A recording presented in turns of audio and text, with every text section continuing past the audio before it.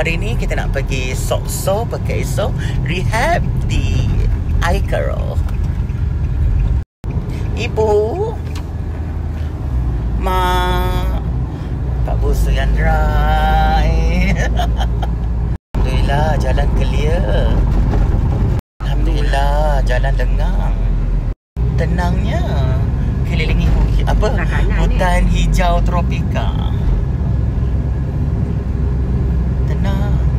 Kita dah sampai pusat rehabilitasi Pekeso. Kita nak lapor diri. Dapat kat sini.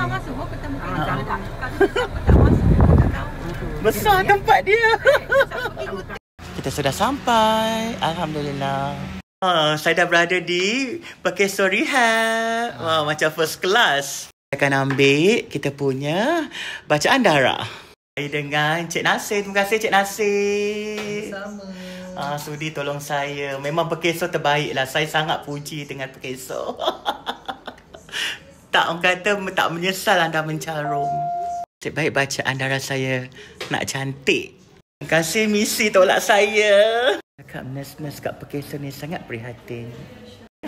Thanks a lot. And all of this really helped me a lot. Live. Makan ya. Cantik tau. Rehabilitation Center.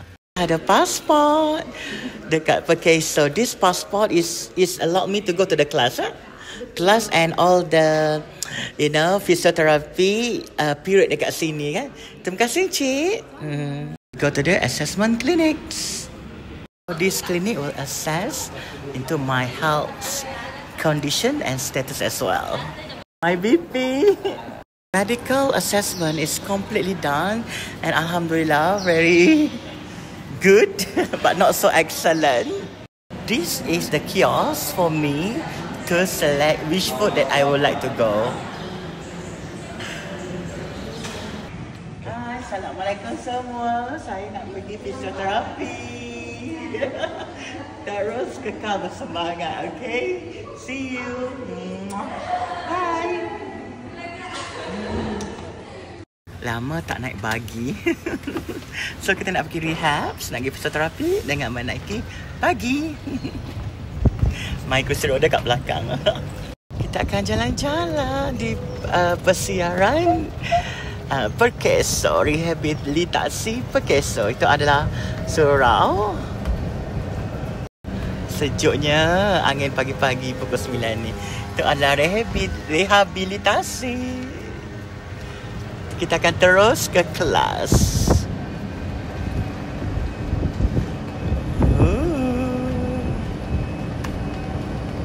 Rehab perubatan. Finally dah sampai.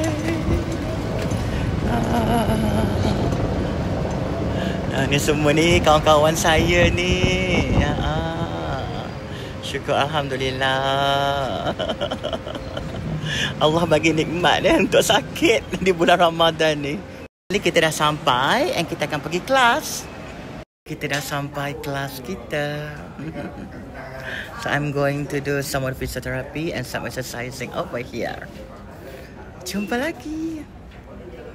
Sekarang ni saya tengah berada di rehabilitasi industri of Pekeso untuk saya melakukan aktiviti fisioterapi. Saya berada di cognitive rehabilitations. So this area they will focus for overall about my ears and my eyes, and part of it will be a diet, and then they will focus to my SCL injuries. It will be great to hear that, and it's so nice. Itulah. Sekian saya melaporkan daripada Pekeso Rehabilitation dan kita kembali ke Seri Pentas.